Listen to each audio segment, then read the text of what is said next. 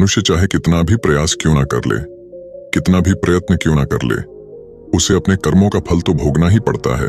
चाहे मनुष्य कितना ही प्रयत्न कर ले, लेकिन वह कभी अपने कर्मों से बच नहीं सकता। जैसी करनी वैसी भरनी, यह वाक्य तो आपने सुना ही होगा। अर्थात जैसे आप कर्म करोगे वैसा ही आपको फल भी प्राप्त होगा। लेकिन मेरा एक प्रश्न है, क्या आप इस बात पर यकीन करते हैं कि जैसा आप कर्म करेंगे वैसा ही आपको फल भी मिलेगा? अब आप में से अधिकतर लोगों के मन में यह प्रश्न जरूर उठ रहा होगा, क्योंकि इसमें पूछने वाली बात क्या है? यह तो सत्य ही है कि जैसे हम कर्म करेंगे वैसा ही हमें फल भी मिलेगा। लेकिन एक बार के लिए आंखें बंद करके अपने आप से यह प्रश्न कीजिए, देखिएगा कि आपको इस प्रश्न का उत्तर स्पष्टता से नहीं मिल पाएगा। कहीं ना कहीं आपके मन में एक संशय जरूर होगा कि क्या यह बात सच है या झूठ। दोस्तों, आज इस कहानी से हम समझेंगे कर्मों का खेल। आखिर अच्छे कर्मों का फल अच्छा और बुरे कर्मों का फल बुरा कैसे होता है? बहुत समय पहले की बात है। किसी गांव में एक बहुत ही ज्ञानी पंडित रहता था। एक दिन वह अपने बचपन के दोस्त से मिलने के लिए दूसरे गांव में जा रहा था। उसका वह दोस्त बचपन से ही गूंगा और एक पैर से अपाहिज था। उस पंडित के गांव से उसके दोस्त का घर काफी दूर था। वहां जाने के लिए बीच बीच में कई सारे छोटे छोटे गांव पड़ते थे। पंडित रास्ते में अपनी धुन में चला जा रहा था। चलते चलते उसकी मुलाकात एक व्यक्ति से होती है। रास्ते में उसे एक आदमी मिलता है जो ऐसा लगता था कि वह किसी का इंतजार कर रहा था, और वह भी पंडित के साथ चलने लगता है। उस आदमी को देखकर पंडित बहुत खुश हो जाता है। उसने सोचा, चलो अच्छा हुआ, साथ साथ चलने से उसका सफर आसानी से कट जाएगा। बात की शुरुआत करने के लिए उस पंडित ने उस व्यक्ति से उसका नाम पूछा, तो उसने अपना नाम धर्मराज बताया। पंडित को यह नाम कुछ अजीब सा लगता है, लेकिन उसने नाम के विषय में कुछ और पूछना उचित नहीं समझा। दोनों धीरे धीरे साथ में चल रहे थे। तभी रास्ते में एक गांव आता है। गांव का प्रवेश द्वार आते ही धर्मराज ने पंडित से कहा, तुम आगे चलो, मुझे इस गांव में एक काम है, मैं तुमसे आगे मिलता हूं। पंडित ने कहा, ठीक है। वह आगे रास्ते में चल देता है। कुछ देर बाद उस गांव में खबर फैली कि एक व्यक्ति को सांड ने अपनी सींग में फंसाकर मार दिया है। जैसे ही सांड ने उस व्यक्ति को मारा, ठीक कुछ ही देर में धर्मराज पंडित के पास आ गया और फिर दोनों चलना शुरू कर देते हैं और चलते चलते एक दूसरे गांव के द्वार पर पहुंच जाते हैं। उस गांव के बाहर एक बड़ा और विशाल मंदिर बना हुआ था। वहां पर आराम करने की सुविधा काफी बढ़िया लग रही थी। पंडित के दोस्त का घर अभी वहां से बहुत दूर था और रात भी होने वाली थी। तो पंडित ने धर्मराज से कहा, रात होने वाली है, पूरे दिन चलते चलते थक भी चुके हैं और भूख भी लग रही है, तो यहाँ पर भोजन करके यहीं पर हम विश्राम कर लेते हैं, फिर सुबह के समय आराम से आगे की यात्रा जारी करेंगे।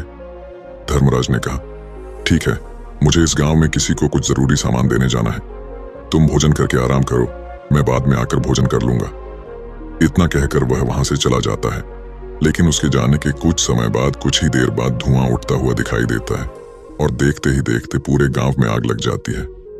पंडित ने हैरानी से सोचा कि यह धर्मराज जहां भी जाता है वहां कोई ना कोई अनहोनी जरूर हो जाती है, कुछ तो गड़बड़ है इस व्यक्ति में। लेकिन पंडित ने रात्रि में धर्मराज से कुछ भी पूछना उचित नहीं समझा और वे दोनों सो गए। सुबह होते ही दोनों फिर से अपनी यात्रा शुरू कर देते हैं। कुछ देर चलने के बाद रास्ते में फिर से एक गांव आता है। धर्मराज ने फिर पंडित से कहा, आप आगे चलिए, मुझे इस गांव में अपने मित्र से मिलने जाना है, मैं अपने दोस्त से मिलने के बाद आगे रास्ते में मिलूंगा। यह कहकर धर्मराज वहां से चला गया। लेकिन पंडित इस बार आगे नहीं गया। वहीं खड़ा होकर धर्मराज को देखता रहा कि वह कहां जा रहा है और क्या करता है। तभी थोड़ी देर बाद लोगों की आवाज सुनाई देने लगी कि एक व्यक्ति को सांप ने काट लिया है और उसकी मृत्यु हो गई है। ठीक उसी समय धर्मराज फिर पंडित के पास पहुंच गया। लेकिन इस बार पंडित से रहा नहीं गया और उसने धर्मराज से पूछ ही लिया कि तुम जिस भी गांव में जाते हो वहां कोई ना कोई अनहोनी जरूर हो जाती है, क्या तुम मुझे बता सकते हो यह ऐसा क्यों हो रहा है? धर्मराज ने कहा, पंडित जी, आप तो मुझे बहुत ज्ञानी मालूम पड़े थे, इसीलिए मैं आपके साथ चलने लगा था, क्योंकि ज्ञानियों का साथ बहुत अच्छा होता है, परंतु आप अभी तक समझ नहीं पाए कि मैं कौन हूं। पंडित ने कहा, मैं समझ गया हूं, लेकिन मुझे कुछ शंका है। अगर आप ही अपना उपयुक्त परिचय दे दें तो मेरे लिए आसानी होगी।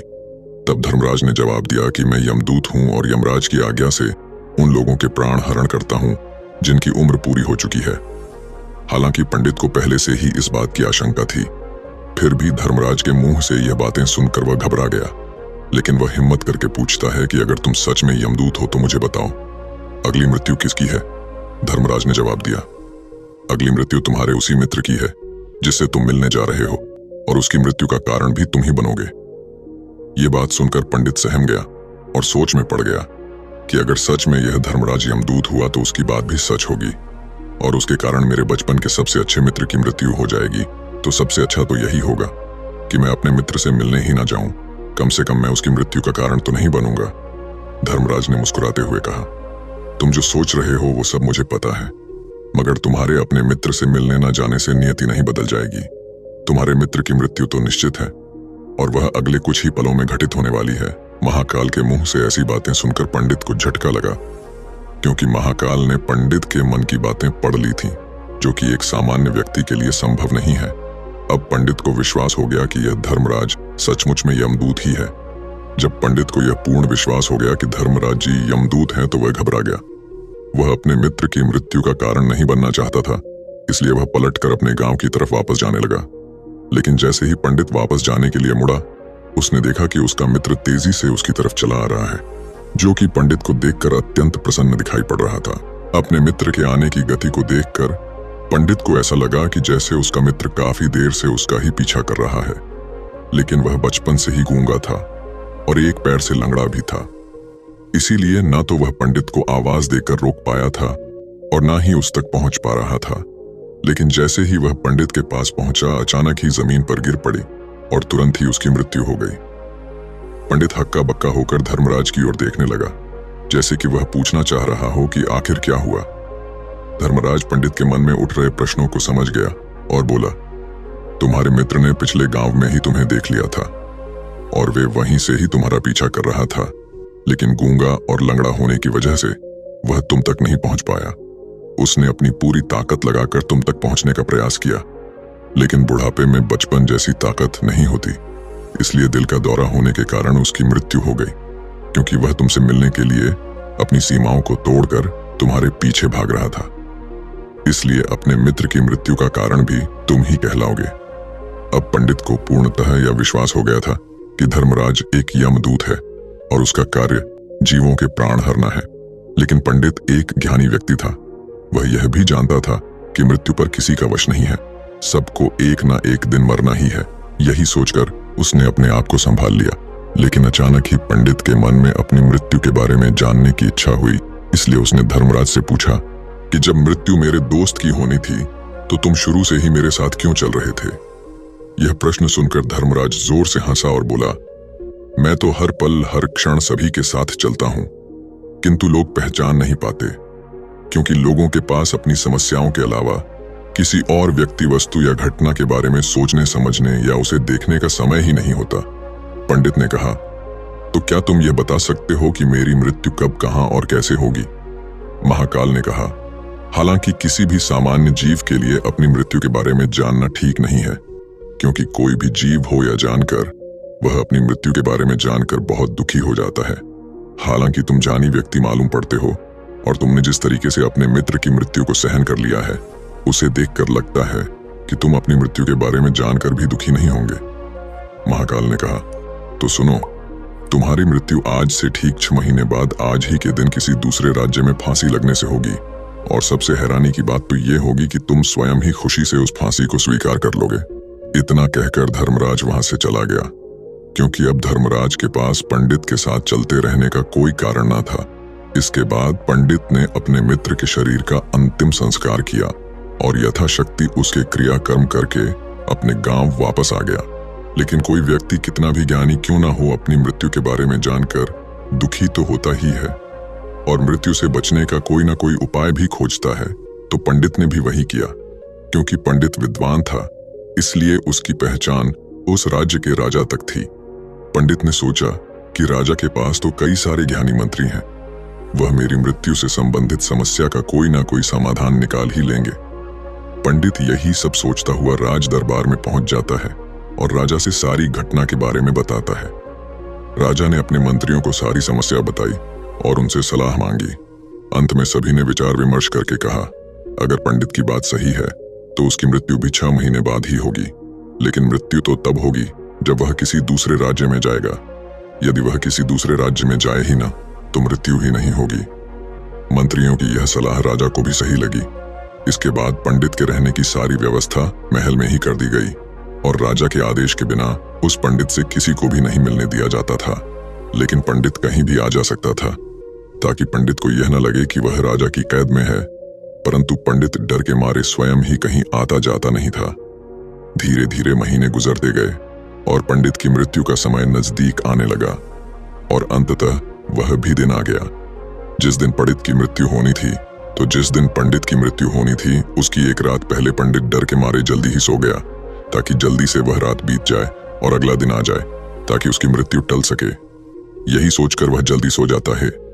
लेकिन पंडित को नींद में चलने की बीमारी थी और अपनी इस बीमारी के बारे में वह स्वयं ही नहीं जानता था। तो फिर राजा मंत्री या किसी वैद्य को इसके बारे में बताने का कोई प्रश्न ही नहीं उठता। पंडित अपनी मृत्यु को लेकर बहुत चिंतित था। वह पिछले कई दिनों से ठीक है, सो भी नहीं पा रहा था और नींद में चलने की बीमारी भी तभी होती है जब व्यक्ति ठीक से सो नहीं पा रहा हो। तो उस रात भी पंडित को नींद में चलने का दौरा पड़ा। वह उठा और महल से निकलकर अस्तबल में गया। क्योंकि पंडित राजा का खास मेहमान था इसलिए किसी भी पहरेदार ने उसे नहीं रोका और ना ही किसी तरह की कोई पूछताछ की। अस्तबल में पहुंचकर वह सबसे तेज चलने वाले घोड़े की पीठ पर सवार होकर नींद में ही अपने राज्य की सीमा से बाहर दूसरे पड़ोसी राज्य में चला गया। इतना ही नहीं, वह दूसरे राज्य के राजा के महल में पहुंच गया। उस महल के पहरेदार ने भी उसे नहीं रोका और ना ही कोई पूछताछ की। सभी लोग रात्रि का अंतिम प्रहार होने के कारण गहरी नींद में थे। वह पंडित सीधे राजा के सैन्य कक्ष में पहुंचा जहां राजा और रानी सो रहे थे। वह पंडित वहीं जाकर सो गया। सुबह हुई तो राजा ने पंडित को रानी के बगल में सोया हुआ देखा तो राजा बहुत क्रोधित हो गया। राजा ने पंडित को कैद करने का आदेश दे दिया। पंडित गिरफ्तार हो गया। लेकिन पंडित तो भौचक्का था। उसे तो कुछ समझ नहीं आ रहा था कि आखिर वह दूसरे राज्य में और राजा के सैन्य कक्ष में कैसे पहुंचा। लेकिन वहां उसकी यह सब सुनने वाला कोई नहीं था। अगली सुबह राजा ने पंडित को दरबार में पेश करने का आदेश दिया। कुछ देर बाद उस पंडित को दरबार में लाया गया। पंडित को देखते ही राजा इतना बबूला हो गया कि उसे फांसी पर चढ़ा देने का हुक्म सुना दिया। फांसी की सजा सुनकर पंडित कांप गया, लेकिन फिर भी थोड़ी सी हिम्मत जुटाकर राजा से बोला, महाराज, मैं नहीं जानता कि मैं राजमहल तक कैसे पहुंचा। मैं यह भी नहीं जानता हूं कि आपके सैन्य कक्ष तक मैं कैसे आया और आपके महल के किसी पहरेदार या सैनिक ने मुझे रोका क्यों नहीं। लेकिन मैं इतना जरूर जानता हूं कि आज मेरी मृत्यु होनी थी और वो होनी भी जा रही है। राजा को यह बात थोड़ी अजीब लगी। उसने पंडित से पूछा, तुम्हें कैसे पता कि आज तुम्हारी मृत्यु होनी है? राजा के इस प्रश्न के जवाब में पंडित ने पिछले 6 महीने का सारा वाक्य राजा को सुना दिया और बोला, महाराज, मेरा क्या किसी भी सामान्य व्यक्ति में इतना साहस नहीं कि वह राजा के सैन्य कक्ष में राजा की उपस्थिति में रानी के साथ सो जाए। राजा को पंडित की बात में थोड़ा तर्क दिखाई पड़ा, परंतु उसने सोचा कि यह मृत्यु से बचने के लिए धर्मराज और उसके द्वारा अपनी मृत्यु की भविष्यवाणी की कहानी बना रहा है। इसलिए राजा ने पंडित से कहा, यदि तुम्हारी बात सत्य है और आज यह तुम्हारी मृत्यु का दिन है जैसा कि यमदूत धर्मराज ने तुमसे कहा था, तो आज तुम्हारी मृत्यु का कारण मैं नहीं बनूंगा। लेकिन यदि तुम्हारी बात झूठी निकली तो निश्चित ही आज तुम्हारी मृत्यु का दिन होगा ना, क्योंकि जिस राज्य से पंडित आया था उस राज्य का राजा इस राजा का मित्र था। इसलिए इस राजा ने तुरंत अपने 2 सैनिकों को पड़ोसी राजा के पास भेजकर पंडित की बात की सत्यता का प्रमाण मांगा भेजा। भेजे गए सैनिक शाम तक लौटे और उन्होंने राजा को बताया कि महाराज, पंडित जो कुछ भी कह रहा है वह सब सत्य है। पड़ोसी राज्य के राजा ने पिछले 6 महीने से पंडित के रहने की सारी व्यवस्था अपने ही महल में कर रखी थी। पंडित राजा का खास मेहमान था। कल शाम राजा आखिरी बार पंडित से उसके कक्ष में मिले थे और उसके बाद यह इस राज्य में कैसे पहुंच गया इसकी जानकारी किसी को भी नहीं है। इसलिए उस राज्य के राजा के अनुसार पंडित को फांसी की सजा देना ठीक नहीं है। लेकिन राजा के सामने एक नई समस्या थी, क्योंकि उसने बिना पूरी बात जाने ही पंडित को फांसी की सजा सुना दी थी। इसलिए अगर पंडित को फांसी नहीं दी जाती तो राजा के वचन का अपमान हो जाएगा। लेकिन अगर राजा की बात का मान रखा जाए तो बेवजह ही एक निर्दोष व्यक्ति की मौत हो जाएगी। राजा ने अपने सभी मंत्रियों से इस बारे में सुझाव मांगा तो मंत्रियों ने राजा को सुझाव दिया कि महाराज, पंडित को एक कच्चे सूत के धागे से फांसी लगवा दी जाए। इससे आपके कथन का भी मान रह जाएगा और कच्चे सूत के धागे से पंडित को फांसी भी नहीं लगेगी। और उसके प्राण भी बच जाएंगे। राजा को मंत्रियों का यह सुझाव पसंद आया और उसने ऐसा ही करने का आदेश दे दिया। पंडित के लिए कच्चे सूत के धागे से फांसी का फंदा बनाया गया और नियम के अनुसार पंडित को फांसी पर चढ़ाया जाने लगा। सभी लोग बहुत खुश थे कि ना तो पंडित मरेगा और ना ही राजा का वचन खाली जाएगा। पंडित को भी पूर्ण विश्वास था यह सूद के धागे से तो उसकी मृत्यु हो ही नहीं सकती। पंडित उस पर चढ़ने के लिए तैयार हो गया, जैसा कि धर्मराज ने भविष्यवाणी की थी कि तुम खुद ही अपनी फांसी को स्वीकार करोगे। लेकिन जैसे ही पंडित को फांसी दी गई, सूत का धागा तो टूट गया, लेकिन टूटने से पहले उसने अपना काम कर दिया था। पंडित के गले की एक नस सूत के धागे के झटके से कट चुकी थी और पंडित जमीन पर पड़ा तड़प रहा था। उस पल उसके गले से खून की फुहार निकल रही थी और देखते ही देखते पंडित का शरीर पूरी तरह से शांत हो गया। सभी लोग आश्चर्यचकित थे और पंडित को मरता हुआ देख रहे थे। किसी को विश्वास नहीं हो रहा था कि कच्चे सूत के धागे से भी किसी इंसान की मृत्यु हो सकती है। लेकिन घटना तो घट चुकी थी। नियति ने अपना काम कर दिया था और धर्मराज की भविष्यवाणी सच हो चुकी थी। दोस्तों, श्रीमद् भागवत गीता में भगवान श्री कृष्ण ने कहा है, जो होना होता है वह होकर ही रहता है। हम चाहे कितनी ही सावधानी बरते, कितना ही उपाय कर लें, लेकिन घटना और घटना की पूरी प्रणाली पहले से ही तय होती है, जिसे हम थोड़ा सा भी इधर उधर नहीं कर सकते हैं। दोस्तों, शायद इसीलिए ईश्वर ने हमें भविष्य जानने की क्षमता नहीं दी है, ताकि हम अपने जीवन को ज्यादा बेहतर तरीके से जी सके। और यही बात उस पंडित पर भी लागू होती है। अगर पंडित ने महाकाल से अपनी मृत्यु के बारे में ना पूछा होता तो 6 महीने तक राजा के महल में कैद रहकर डर डर कर जीने की बजाय ज्यादा बेहतर जीवन जीता। दोस्तों, आपने आज के इस वीडियो से क्या सीखा वह मुझे आप कमेंट में बता सकते हैं। इसी के साथ में उम्मीद है कि आपको आज की वीडियो पसंद आई होगी, तो इस वीडियो को उस इंसान को शेयर करें जिससे यह कहानी सुनने की जरूरत है, और उसी के ठीक बाद चैनल को सब्सक्राइब करें। तो चलिए फिर मिलते हैं ऐसी एक और नई वीडियो में एक नए मैसेज के साथ। तब तक के लिए अपना ख्याल रखें। धन्यवाद और नमो बुद्धाय।